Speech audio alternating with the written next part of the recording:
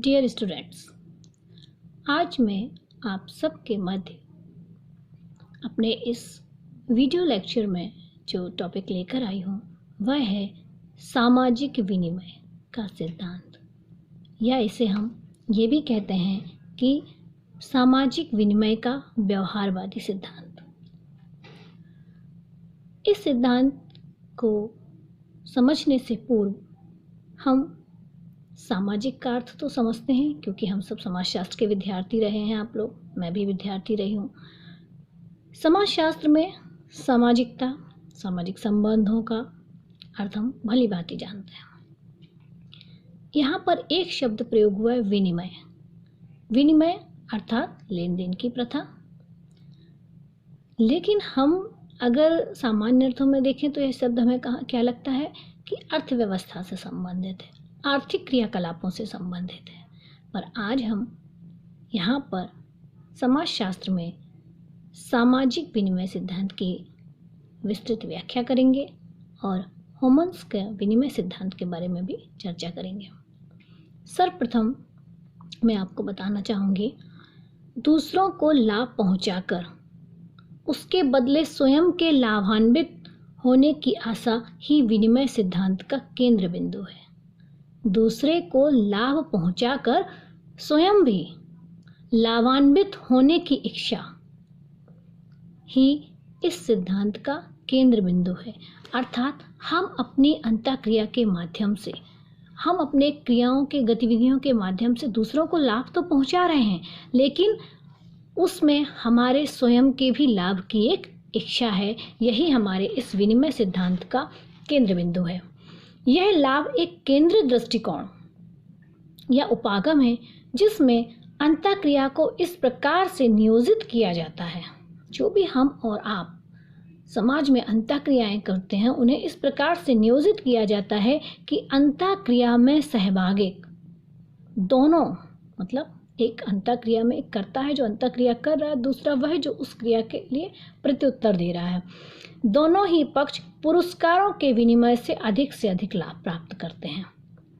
इस सिद्धांत या उपागम के अनुसार यह माना जाता है कि मानवीय व्यवहार का निर्धारण एवं लागत के दो मूल तत्वों द्वारा होता है।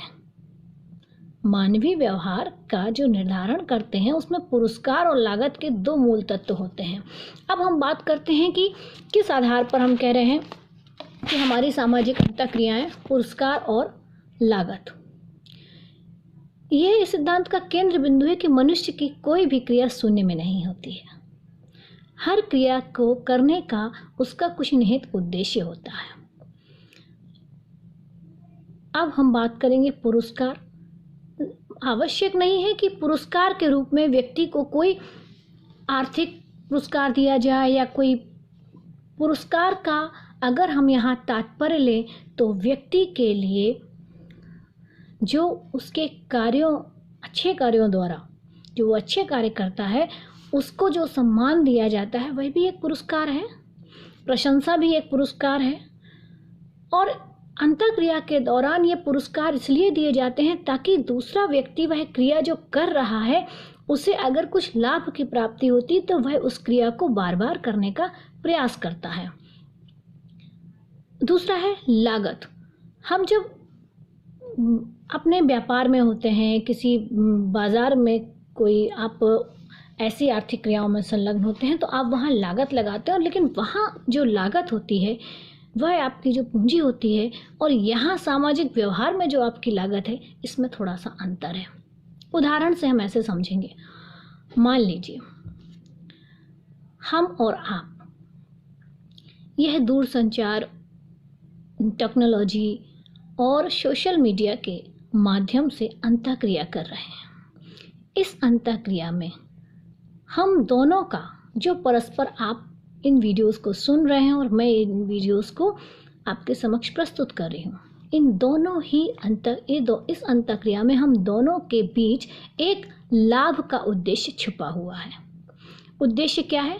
आपका लाभ का उद्देश्य क्या है कि आप इन सिद्धांतों को कितने अच्छे से समझें, और मेरे लाभ का उद्देश्य क्या है कि किस तरह मैं अपने विद्यार्थियों तक, अपनी छात्राओं तक, अपने स्टूडेंट्स को इन बातों को समझा सकूं, अपने सिद्धांतों को समझा सकूं, कोर्स को कंप्लीट करा सकूं। ये हमारा लाभ है, ये एक दूसरे का लाभ है।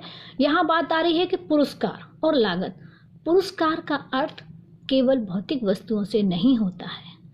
अगर आप समस्त विद्यार्थियों का एक अच्छी शिक्षिका के रूप में मुझे स्नेह प्राप्त हो, अगर आप ये कहते हैं कि मेरे इस प्रयास से आपको लाभ हो रहा है, तो आपका ये लाभ मेरा पुरस्कार है। अगर विद्यार्थी अच्छे नंबर लाके पास होता है, अपने जीवन में कुछ अच्छे मुकाम पर पहुंचता है, तो एक शिक्षक को इससे बड़ा कोई लाभ नहीं होता है। अब बात हम करते हैं कि इस विनिमय व्यवहार में हमने लागत क्या लगाई। लागत का मतलब होता है कॉस्ट, और यहाँ हम जो कॉस्ट पे कर रहे हैं वो कॉस्ट क्या है? हमारा समय। सबसे बड़ा धन यहाँ पे हम जो खर्च करें वो समय, और आप इस वीडियो को सुनने में, समझने में अपना समय दे रहे हैं, तो ये भी तो लागत है। लागत ये भी हो सकती है कि हम इन लेक्चर्स को तैयार करें, आप इन लेक्चर्स को सुने, ये भी हमारी कॉस्ट है, यह पे कर रहे हैं हम यहाँ पर। और इसके माध्यम से ये हमारे बीच सामाजिक विनिमय हो रहा है अंतःक्रिया के दौरान, पुरस्कार और लागत। अर्थात एक व्यक्ति स्वैच्छिक रूप से स्वयं को किसी व्यवहार में तब तक लगाए रहता है, एक व्यक्ति स्वैच्छिक रूप से स्वयं को किसी व्यवहार में तब तक लगाए रहता है जब तक उस व्यवहार में लगने वाली लागत से मिलने वाला पुरस्कार अधिक होता है। हम और आप कोई क्रिया करें, समाज में अन्य व्यक्ति भी सामाजिक संबंधों में कोई क्रिया करते हैं, तो वह क्रिया वो तब तक करते हैं जब तक जो उसने लागत लगाई है उससे अधिक उसको पुरस्कार मिले। परिवार में हम सब काम करते हैं, आप लोग समाज में बहुत सारे पेशे हैं, व्यापार है, व्यवसाय हैं, कई काम हैं, लोग उनके दौरान अपनी अपनी क्रियाएं संचालित करते हैं, लेकिन उनके पीछे उद्देश्य क्या होता है? उद्देश्य यह होता है कि वह जो लागत लगा रहे हैं, एक स्टूडेंट की सबसे बड़ी लागत क्या है? जीवन के 25 वर्ष तक वह अपने को एकाग्रचित करता है, अपने सारे उन कहते हैं कि वो तपस्या, जिसको हम कहते हैं तपस्या, मतलब वो इतनी तपस्या करता है जीवन में सारे भौतिक सुखों को छोड़कर अपने जीवन के अनमोल समय को वह किस लागत में लगा रहा है? अपनी शिक्षा व्यवस्था में, अपनी शिक्षा को वह पूरा समय दे रहा है। तब जाके समाज में वह किसी एक पद पर आता है, किसी पदासीन होता है, कोई अच्छी से जॉब में आता है। उसने वहाँ अपने उन वर्षों को लगाया जिस समय हो सकता है कि उसके कई संबंधी, उसके कई सहपाठी अन्य गतिविधियों में भी मसरूफ़ रहते हैं, लेकिन वह अपनी कॉस्ट पे करता, अपनी लागत लगाता है, जीवन में एक लक्ष्य लेके चलता है और एक दिन वह अपने लक्ष्य में सफल होता है। तो अगर उसको लाभ मिला तो अन्य भी उससे प्रेरणा पाकर ऐसे ही रोल मॉडल बनने की कोशिश करते हैं, पढ़ने की कोशिश करते हैं और आगे बढ़ने की कोशिश करते हैं। तो ये अंतःक्रिया का व्यवहार है। एक परिवार में भाई ने बहुत अच्छे से पढ़ाई की, उसने अपने समय का सदुपयोग किया और वह अच्छे से अपने आप को वहीं समाज में सेटल करता है, तो उसके जो अनुगामी, उसके जो छोटे भाई हैं, छोटी बहनें हैं, वह भी जीवन में वैसे ही कार्य करने के लिए प्रेरित होते हैं और उन्हीं के साथ अंतःक्रियाओं में मसरूफ़ होते हैं, वैसी ही अंतःक्रियाएं करते हैं। क्यों? क्योंकि अपने परिवार में उसने एक आदर्श प्रस्तुत किया। यहाँ हम बात करेंगे कि पुरस्कार, लागत, प्रत्याशाएं तथा उपलब्ध विकल्प के आपसी संबंध ही विनिमय संबंधों का मूल आधार है। विनिमय के 3 प्रमुख रूप हमें देखने को मिलते हैं। नंबर 1, दिन प्रतिदिन की वस्तुओं का विनिमय। एक तो हम क्या करते हैं? दिन प्रतिदिन की वस्तुओं का विनिमय करते हैं। दूसरा, संदेशों का विनिमय, संप्रेषण और संचार के माध्यमों से। और तीसरा है समूहों के बीच स्त्रियों का विनिमय। देखिए, ये तीनों विनिमय हमारे समाज में हमेशा से देखने को मिले। उदाहरण मैं आपको बता, दिन प्रतिदिन की वस्तुओं का विनिमय। जब हम जजमानी व्यवस्था को पढ़ते हैं तो हम देखते हैं कि परंपरागत परंपरागत ग्रामीण भारत में जजमानी व्यवस्था थी। लोग आवश्यक वस्तुओं को एक दूसरे के साथ आदान प्रदान करते थे। वह भी विनिमय की प्रथा थी। आर्थिक विनिमय था, बाजार नहीं था, या बाजार उतने संगठित रूप में नहीं था। जजमान थे और उनके परिजन थे। सेवा और वस्तुओं का विनिमय वहाँ होता था। दूसरा विनिमय आता है, जिसकी यहाँ पर बात मैंने की, दूसरे विनिमय में आता है संचार और संप्रेषण के माध्यम से हम संदेशों का विनिमय कर रहे हैं। हम और आप ये वीडियो देखेंगे, उस पर आप कमेंट्स करेंगे, लाइक करेंगे। लगातार इस क्रिया से अगर पुरस्कार है हमारे लिए, हमें लाभ मिलता है, तो इस क्रिया को हम अनवरत जारी रखेंगे। और हम संदेशों का, ये कैसा विनिमय है? सूचना माध्यम से संदेशों का विनिमय है। ये भी एक विनिमय है। और तीसरा विनिमय जो हमें देखने को मिलता है वह है समूहों के बीच स्त्रियों का विनिमय। आप जनजातीय समाजों में देखेंगे स्त्रियों के विनिमय की प्रथा रही है। और विनिमय प्रथाएं आपको स्त्रियों से संबंधित जनजातीय समाजों में मिलेंगी। हमारे कुछ परंपरागत ऐसे दृष्टांत आपको देखने को मिलेंगे जहां पर स्त्री विनिमय की प्रथा रही है। आधुनिक विनिमय सिद्धांत के विकास का श्रेय सामान्यतः थीबाउ एवं कैली तथा होमन्स को दिया जाता है। इनके विनिमय सिद्धांत पर बहुत अधिक मात्रा में मनोवैज्ञानिक स्किनर के विचारों की छाप अंकित है।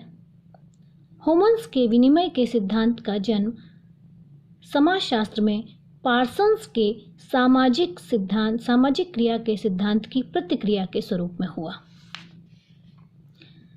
अपने एक लेख सोशल बिहेवियर एंड एक्सचेंज में होमन्स ने लिखा है कि व्यक्तियों के मध्य जो अंतःक्रियाएं होती हैं वे कोई न कोई भौतिक अथवा अभौतिक वस्तुओं के विनिमय का रूप लिए होती हैं। यानी वस्तुओं का विनिमय का रूप रहता है, भौतिक या अभौतिक।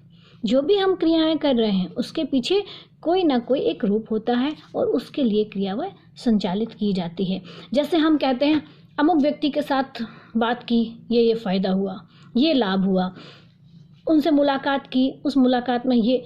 तो ज़रूरी नहीं है कि अगर आप अच्छे व्यक्तियों से मिल रहे हैं, अगर आपके आसपास ऐसे लोग हैं जो समय समय पे आपको सही सलाह देते हैं, तो हम क्या कहते हैं, आपसे मिलके बहुत अच्छा लगा। यानी क्या हुआ?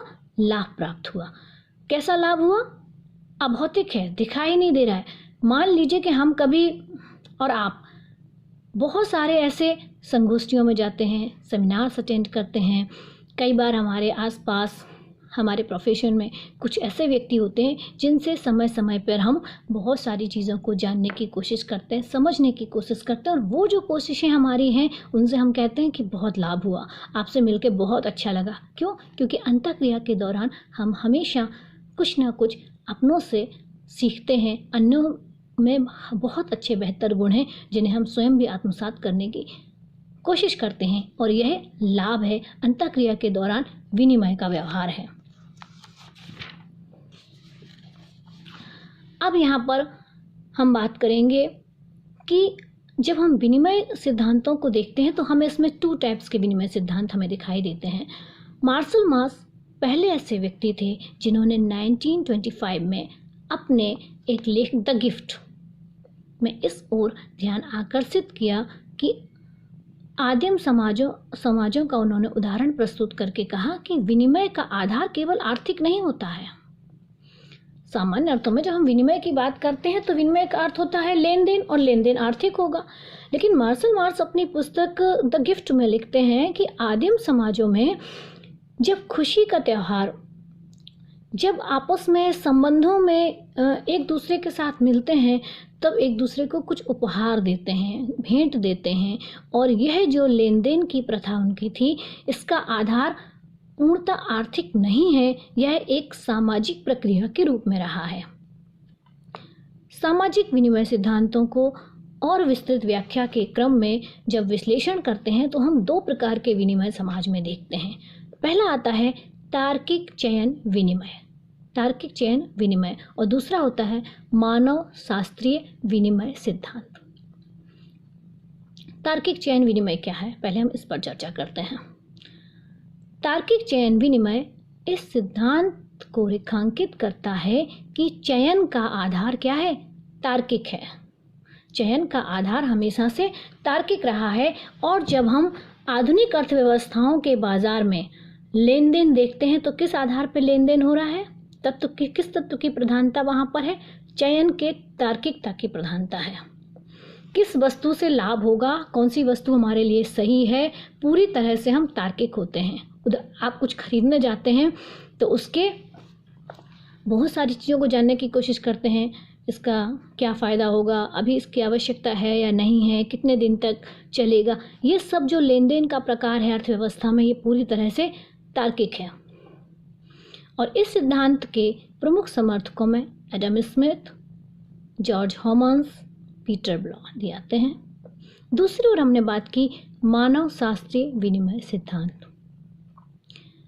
मानव शास्त्रीय विनिमय सिद्धांत का आधार जनजातीय एवं अनौद्योगिक समाज रहा है। अनौद्योगिक का तात्पर्य हम सामान्य समाज, परंपरागत समाज से लेते हैं, जहां औद्योगिक व्यवस्थाएं, जहां अर्थव्यवस्था का संगठित रूप नहीं है। जनजातियों में कभी भी आर्थिक व्यवस्थाएं उस रूप में नहीं रही हैं। मानव शास्त्रीय विनिमय का जो सिद्धांत है वह जनजातीय समाजों पर आधारित है और इन समाजों में भी विनिमय विद्यमान रहा, लेकिन इनका आधार चयन, तार्किक चयन नहीं था। क्या था? दायित्व बोध। एक शब्द ये प्रयोग करते हैं मार्शल मार्क्स की, विनिमय संबंधों का आधार जनजातीय समाजों में दायित्व बोध रहा है। दायित्व का मतलब वो अपनी ड्यूटी समझ के कि ये हमारे समूह के लिए, हमारे समुदाय के लिए आवश्यक है और ये हमें करना है, दायित्व का बोध रहा है। जैसे जैसे हम आदिम जनजातीय समाजों से आधुनिक सभ्य समाज में आए, हमारे दायित्व बोध कम होते गए और हम बहुत ज़्यादा तार्किक हो गए और संबंधों का चुनाव भी आज हमारे समय में तार्किक चयन के आधार पर होता है। किस व्यक्ति से हम जुड़े, किस व्यक्ति से हमें कितना लाभ होगा, किस व्यक्ति से हमें क्या हानि होगी, और हमारे संबंधों में विनिमय व्यवहार में तार्किक चयन आ गया है। और यह तार्किक चयन व्यक्तिवादी मानसिकता का ही द्योतक है। जनजातियों में ऐसा नहीं होता था, दायित्व बोध होता था। आज पुनः हमें दायित्व बोध पर आना होगा। एक उत्तर आधुनिक समाज पूरी तरह से तार्किक चयन पर आधारित है, लेकिन जब इस समाज में विसंगतियां आएंगी तो पुनः व्यक्ति अपने दायित्व बोध पर लौट कर आएगा। मानव शास्त्रीय विनिमय सिद्धांत अर्थात दायित्व बोध विनिमय के भी दो प्रमुख रूप हैं। सबसे पहले मैंने आपको बताया कि विनिमय सिद्धांतों की जब हम चर्चा करते हैं तो उससे हम दो भागों में बांटते हैं, तार्किक चयन के आधार पर विनिमय सिद्धांत और दूसरा मानव शास्त्रीय विनिमय सिद्धांत। जब हम तार्किक चयन विनिमय सिद्धांत कहते हैं तो इसके केंद्र में चयन का आधार तार्किक होता है, और जब हम मानव शास्त्रीय विनिमय सिद्धांत की बात करते हैं तो इसमें चयन का आधार दायित्व बोध होता है, न कि तार्किक होता है। पुनः हम मानव शास्त्रीय विनिमय सिद्धांत को फिर दो भागों में विभाजित करते हैं। दो रूप उसके हैं। पहला तो है उपहार विनिमय और दूसरा है पुनर्वितरण। उपहार विनिमय जैसे कि हम लोगों ने जनजातीय समाजों में पढ़ा है, ट्रोवियन द्वीप समूह में कुला प्रथा पाई जाती थी। जनजातियों के बीच आपस में विनिमय व्यवहार था। जब हम अमेरिकन इंडियंस की पोटलेज प्रथा का अध्ययन करते हैं तो ये हमारे उपहार विनिमय के उदाहरण हैं। और कई जनजातियों में आपने स्त्री विनिमय भी देखा होगा, जिसमें बताया जाता है कि एक दूसरे अतिथि सत्कार में स्त्रियों को अपने अतिथियों के समक्ष प्रस्तुत किया जाता था। और ऐसे ही दूसरी जो मैंने आपको बात कही पुनर्वितरण की, एक शासन व्यवस्था को चलाने के लिए राजनीतिक विनिमय की ज़रूरत होती है। एक शासन व्यवस्था को चलाने के लिए राजनीतिक विनिमय की आवश्यकता होती है, जिसकी पूर्ति पुनर्वितरण के द्वारा की जाती है। पुनर्वितरण यानी हम चीज़ों को इकट्ठा पुनः करेंगे और फिर से उसका वितरण करेंगे। जब हम राजनीति में इस प्रकार के विनिमय की बात करते हैं तो शासन व्यवस्था में करों, जिसे हम टैक्स कहते हैं, करों और कर्तव्यों का प्रबंधन करके इसका पुनः विनियोजन किया जाता है। कर के माध्यम से, टैक्स के माध्यम से सरकार हमसे अपने आने वाले जो भी उनकी योजनाएं होती हैं उनके लिए धनराशि एकत्रित टैक्स के माध्यम से की जाती है और उसे हमारे ही भले के लिए दूसरे कार्यों में लगाया जाता है। तो ये जो पुनर्वितरण वाला विनिमय है, ये हमें राजनीतिक व्यवस्था में देखने को मिलता है। आधुनिक कल्याणकारी राज्य इसी सिद्धांत द्वारा नियमित और नियंत्रित होते हैं। आज हमने अभी बात की सामाजिक विनिमय क्या है। अब हम अपने अगले लेक्चर में बात करेंगे होमन्स के सामाजिक विनिमय का सिद्धांत। धन्यवाद।